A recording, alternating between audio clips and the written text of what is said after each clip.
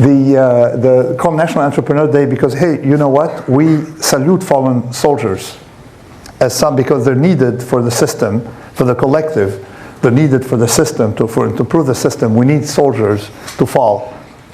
We should do the same for entrepreneurs, because realize how few win. And you don't want the other ones to be demoralized. You want to thank them for getting involved in their side of trial and error without having anything but errors all their lives, but they're doing it for the sake of the system.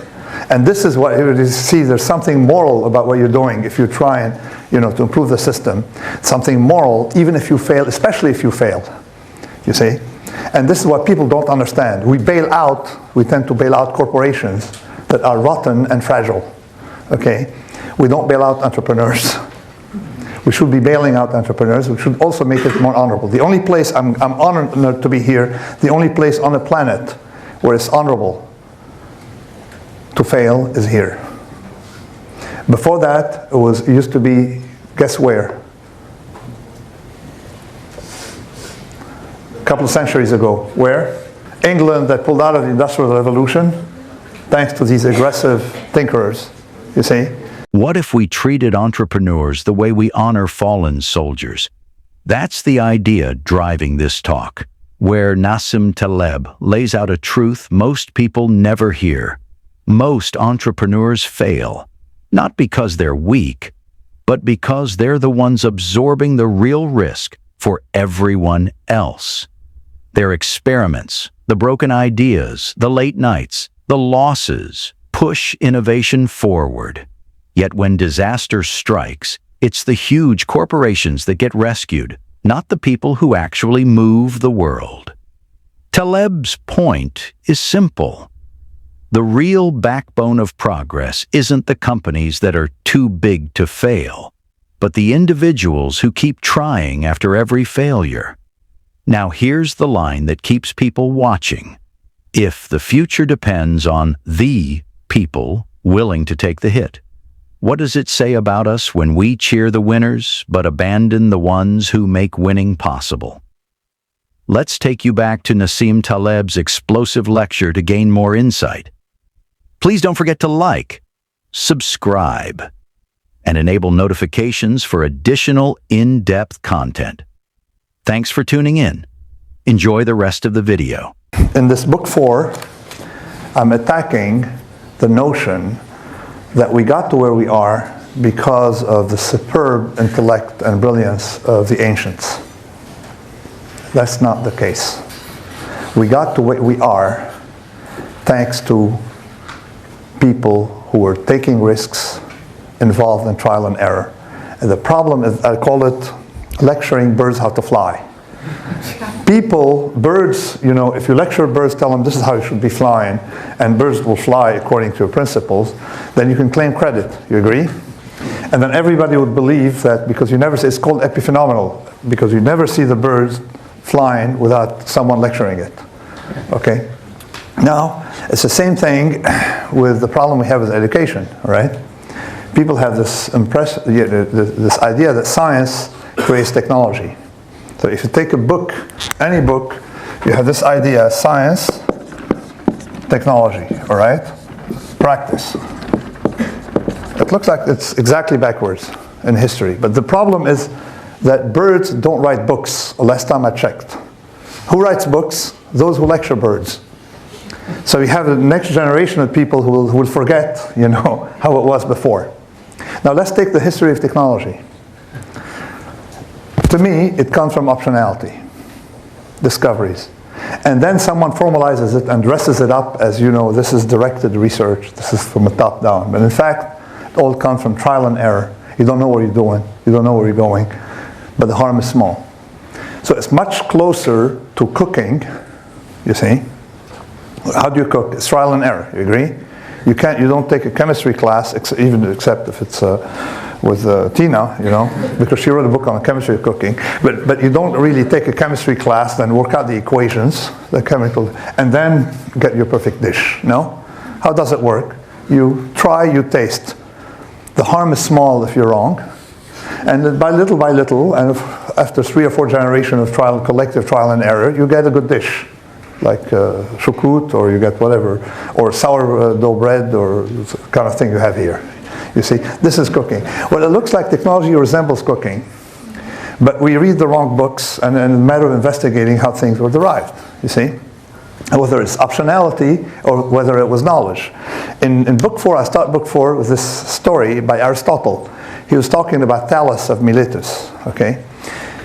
And Thales made a killing. He was a philosopher, and he was tired of the people who were telling him, listen, philosopher, you know, you're a philosopher, you're a schmuck, you get the idea, you can't make money. Plus the guy was Phoenician, so you can't make any money. So he was tired of these people. He wanted to prove that he was philosophizing because he loved that business, not because he was incompetent. All right? Now, how this is moving on by itself. Right? It's moving left, if you've noticed, it's going backwards to the 7 rules. Okay. So what did he do? He went in and put his money, some bets on olive presses. This weight loss business. Okay. So he put some money on olive presses. He went in and made a bet that it was going to be a demand for olive presses. He put a little money on it. And of course, there was a lot of demand, the season was great, and he made a fortune, okay? Now what does Aristotle write?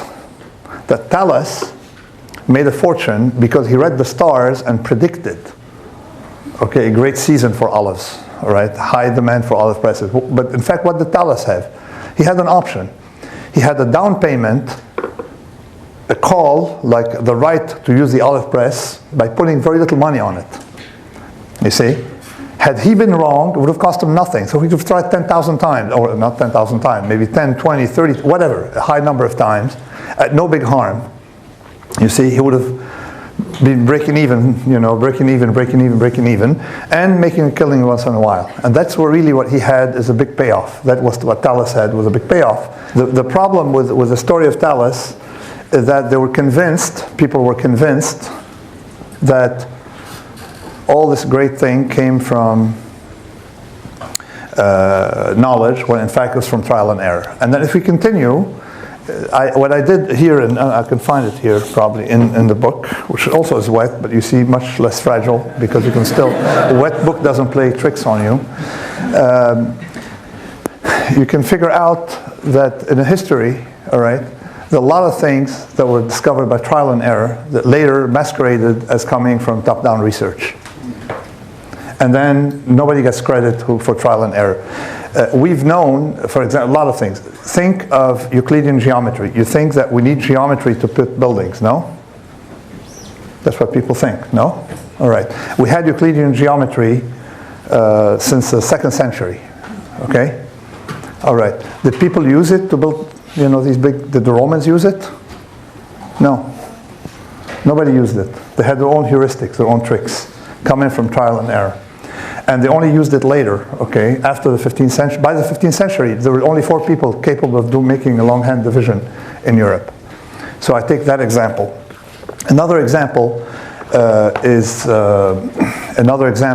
patent example, other than, sorry? Pyramids. Which one? Pyramids. Pyramids. Well, the pyramids, yeah, were built before. You take a lot of things in medicine. Sorry? Penicillin. Well, penicillin was discovered. We know everything in medicine is discovered, like Viagra, by error, a side effect of something else, and then people, you know, like the Viagra, as the nurses were complaining from behavior on the 8th floor when they were doing the trial. So you get the idea and it was a blood pressure medicine. So there are a lot of examples of stories backward. Even cybernetics, the thing is Wiener, Norbert Wiener. In fact, just someone sent me a book as I was writing this about that it was practiced by technicians way before, and of course, no credit for them. There is a mix coming for optionality is when you mix the two, but effectively there is some kind of improvement in scientific knowledge built from optionality, you see, improvement that helps you conduct other experiments. But typically, the role of knowledge is highly overstated. So we have this impression that things were driven a lot more by design than they were by luck. You see? But the point is, it's not luck. It is a convex function of luck. It is by tinkering, it's a convex function of luck. This is what is quite important in this, is that you have more upside than downside into whatever you're doing. The biggest improvements we had in drug discovery was when people had no idea what they were doing, but knew that. They kept trying dyes, okay, till they found something. And today we're directing, and we haven't been able to find much. Now we know the genome, we know so many things, we understand bacteria, viruses. We haven't been able to find as much as we did in a period when it was purely trial and error. So, let me continue with this idea of trial and error has optionality, leads us to, remember the 7 rules, okay? To, maybe you can make 77 rules, you can make a lot of rules, but the principle should always be to be on the right side of convexity, because convexity will pay you a lot more in the long run than direction. So what do you do it? The first thing is make sure that you have optionality, you're not locked into a business plan. It's like you're not locked on a highway with no exit. Now when we talk about anti-fragile is gains from randomness and volatility, in financial option you buy the option from someone, you agree? But in real life, you don't buy it from anyone. Trial and error, you're not buying it from anyone. This is not a financial option. This is a real option. That's number 1. 2, you still have an option that you're buying very cheap whenever you buy, if you buy a house and you have a mortgage, you already have an option, you see? People don't understand you have the option. And for a long time, you know, people were getting even greater option from banks.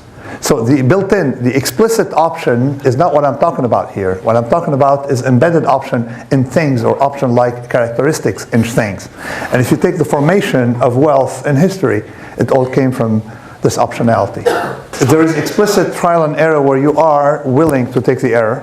Okay, there's explicit trial and error. This is a system that has explicit trial and error where you tinker voluntarily. And you have to maintain your error small and make sure it's not like a lottery ticket where the upside is known, someone's overcharging you for it as a financial option, and it's open-ended, you see. But also there are businesses, okay, where you make mistakes, in which case you want to make the mistakes as small for the system as possible. And never let a mistake go to waste by exploiting them.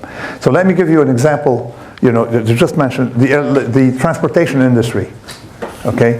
Every plane crash, which is an error, leads to the improvement of the safety of traveling. We haven't had a plane crash in America, a big commercial plane crash in more than 3 years. And before that, it was more than 3 years. So, or a lethal one. So you realize that there are businesses that even if they can have a large error, to make sure it's one at a time, not like monetary policy where you have big mistakes, or politics where we have one person make a big mistake that costs so much in lives and money, like a war, you see. You want your mistakes to be small. When you can't avoid having mistakes, you want them to remain small. And typically top-down things make large mistakes. This is what my idea of decentralization you have to decentralize the errors by making sure they remain small and distributed. According to Taleb, progress rarely comes from grand theories or polished blueprints. It often starts with someone messing around, testing things, failing quietly, and stumbling into breakthroughs. The story of technology is less about top-down planning and more like cooking. Improvisation, feedback, small mistakes, and occasional magic. Yet history gets rewritten to favor the lecturer over the tinkerer. We forget that trial and error built everything from olive oil empires to medical discoveries. It's not luck, it's structure. Small risks, significant upside. The pattern repeats. Experiment first, explanation later. But we love neat stories, even if they erase the people who actually moved the world forward. Let's hear more from him. The thing is, what the Fed has been doing, the idea of the government, they don't understand anti-fragility. They don't understand that when you have a crisis, you should come out of it better. It cleaned up the system. So you should never let a crisis to waste. Now what happened in Japan and here and in Europe, they have a crisis, now they shoot to establish the system to bring it back to what it was before. without letting what is fragile break and new things come in its place. You see? So the monetary policy aims at preserving the status quo, and then also a side effect is, of course, to enrich those who were involved in the crisis, all right? In causing the crises. And of course, it's not good to have such a, to have very easy money, because you don't want people to take money and go gamble with it in the stock market. You want it to go use the money for what you're doing. The real thing, the trial and error that you don't get respect for losing a little bit all the time. Other questions? Yes. On a related note, then, how would you think about Chapter 11 bankruptcy, which essentially grants the original proprietors the ability to just keep on doing what they do? What do I think about Chapter 11? I have written two things about the notion of limited liability. Okay, if it's used, okay, for this trial and error, then it's very good. If limited liability is used to transfer your losses to society, so you get the bonus, the upside, and society gets the downside, then it's not good. You see? And what has happened in the capitalistic system is, instead of having incentives and disincentives, we have some people who have the incentives, and then when they lose money, take banks, they make bonuses when they have good years, and then when they have a bad year, they transfer it to society, to the taxpayer, and they keep their bonuses, as we saw before. Again, remember, the two kind of payoff. The payoff where you lose a lot to make small, and the other payoff, which is what you have here, where you lose small to make big. You see? Now, those who lose, a little bit, who lose a little bit to make big, are not gaming the system, because the taxpayer doesn't bail you out. Have you heard of a bailout of any company in California? No, because you guys, all your big volatility are on the upside, not the downside. You see, but the other ones have their big volatility to the downside, and they lose more than their capital, and someone has to pay for the losses. It ends up being the taxpayer. Outside Mediocristan, when you have things dominated by rare event, okay, these things fall apart, and they fall apart. I just put a text because nobody was understanding my black swan. They would read it and comment and write articles that are not even wrong about it.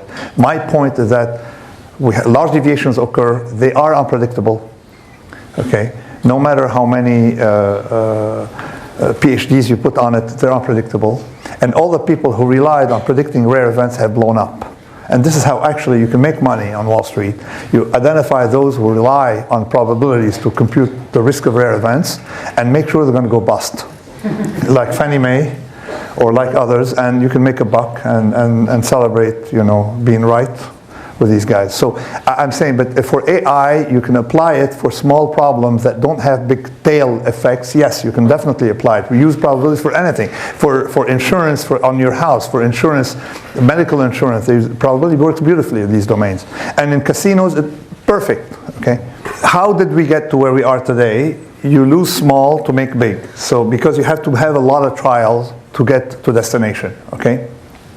If you are what I call teleological in the slide that I can show, and think you know where you're going, then you can bypass the trial and error because you have great scientists and great scientific understanding. And it looks like pharma got to where it is today through accidents. The side effect of drugs, side effect of things, and now suddenly they woke up and said, okay, now we're going to target results. You see? When in fact it's a collective effect of a lot of firms trying, and those who succeed thought that they succeeded because of their brains, not that they succeeded because of their taking advantage of luck.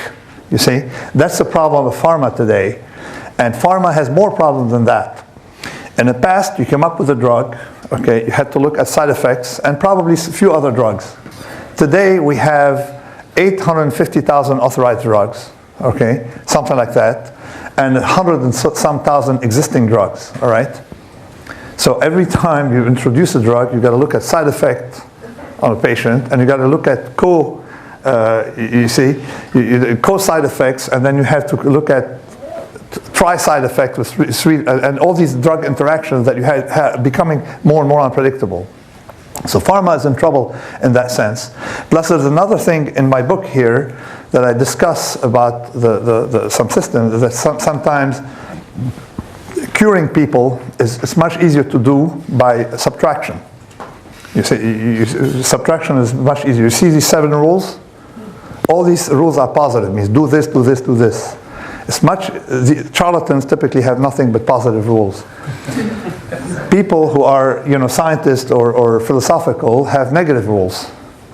Okay, don't do this, don't do that. It's much more rigorous, actually, and they don't have side effects. So if instead of curing people by giving them drugs every time, we looked at subtractive methods, remove things, like for example, remove cigarettes from society, you save more, it's more effective than anything we're spending on drugs, and cumulatively more than anything done since penicillin. You see, I didn't believe the statistic when I saw it, and in fact it turned out to be true. If you just remove cigarettes, if you remove corn sugar, okay, you remove by removal. If you remove diabetes, the first thing people do is give people drugs. If you send them to Siberia where they didn't have the money, put them on 500 calories a day for 3 months, you come out of it fluent in Russian or conversant in Russian, and it's more effective than any drug initially, all right? But what the protocols, you start, instead of starving people because it's a stressor that someone needs, we are anti-fragile to variation. If we are deprived of these variations, we get weaker. So so people, the first thing they do is try to give you a drug instead of removing, right? Instead of removing food, try to give you something. And effectively now, epileptic, if you have, a child has, epileptic seizures, the first thing they do is give them drugs. Whereas the most effective treatment is removal of all sugars. You see, and we've known now for 70 years, but pharma doesn't make any money removing things from your system. Nobody's going to make any money if you stop smoking, directly, if you stop smoking. They're not going to sell you something, unless they sell you a method to stop smoking, you see. So this is what the problem. I believe in something I call skin in the game. Okay, skin in the game is, I define skin in the game, it's most moral and effective to remove risks, is that nobody should ever put someone else at risk. I don't really care about compensation, okay? I don't really care about ranking, because you can't have a trading competition, because someone has a strategy that pays off very rarely, okay? He will lose in the competition, he'll lose every battle and win the war, you see? So you can't really rank traders, but there's one rule I have, I call it skin in the game, is that nobody should put others at risk without having harm to himself, okay? In other words, if you lose money to your clients, you should be exposed to the same risk. That's sort of it both moral and risk management rule. Risk management, because in Hammurabi's code, it was simple. If the architect builds a house, and the house is fragile, but hidden fragilities in the basement, you get the idea, where in the foundation, like in a banking system, they look very stable, but they cut corners that nobody will see, okay, to make the bonus. And if the house collapses, the architect is penalized. That was in Hammurabi's code. Actually, he's put to death if the house collapses and kills the owner of the house. So this system, okay, this is the best risk management rule, because as Hammurabi discovered, but something they forget today in Washington, the architect or engineer knows a lot more about the risks. He doesn't know a lot about the risk, but he definitely knows a lot more than the inspector, you see. So if you make people eat their own cooking, you see, they're a lot better off, okay? And someone read my book and sent me something, a story in Brazil, where they discovered that they could lower the rate of helicopter crashes by forcing helicopter engineers randomly to take a ride, a half-an-hour ride, once a month in a helicopter, all right? Now, for example, something the Romans knew and Victorian knew, that you make engineers sleep under the bridge, all right? Okay, so in trading, what do you do? So long as whoever is involved in a strategy has losses, small, okay, it doesn't matter, all right, has losses, if he can harm others, in other words, he has some incentive but some disincentive, then we should be okay. It's when people don't have this incentive when they lose that the system blows up. Okay. The idea that I'm proposing is very simple. Along the rules, if you look at these rules very simply, that you want mistakes to be small and gains to be large, okay? And on the mistake side, you want to distribute mistakes, then you necessarily need decentralization. You see, the most stable country in the world is Switzerland, where nobody knows who the president is. All right? They can tell you that there's Gaddafi's president of this, Assad president, but they don't know their own president. The system works well. It's so decentralized. It's completely bottom up. You see, so mistakes are small. So this simple concept pervading the book: convexity means mistakes are small. Okay, concavity means mistakes are large and rare. You see? And that simple system. The real danger isn't the crisis itself. It's how we respond to it. When fragile systems break, they should stay broken. That's how evolution works. But instead, we try to patch things up, restore what was, and in doing so, protect the very structures that caused the damage in the first place. Rather than using crises to clean house, we freeze everything in place, propping up bloated institutions, bailing out reckless decision-makers, and stalling progress. The economy isn't a museum exhibit. It's a living system. It needs volatility. It needs trial and error. That's how new things emerge. Yet, those who embrace trial and error, the real entrepreneurs and risk-takers, are often left out of the recovery. They're the ones losing a little every day, taking small hits, learning, adapting, trying again. Meanwhile, the people at the top, with massive hidden risks and no skin in the game, get rescued every time they blow up. This is how we've wired the incentives. You take reckless bets, collect rewards in the good years, and shift the losses to the public when things go wrong. No disincentives, no accountability. That's not capitalism. That's fragility by design. The solution is simple, even if politically inconvenient. Decentralize power, distribute risk, and hold decision-makers accountable. When people are exposed to their own risks, when they have skin in the game, they act differently. They act responsibly. Whether it's in finance, engineering, politics, or public health, systems thrive when fragility is surfaced rather than hidden. Progress comes from tension, from small failures that build resilience. It doesn't come from endlessly shielding fragile players. Let things break. Let better things take their place. And above all, make sure no one gets to play with fire unless they're standing close enough to get burned. As we wrap up, is skin in the game missing from today's leadership? How do we fix that? Let us know your thoughts in the comments below. Share this video and hit the like button. Thanks for watching, and don't forget to subscribe.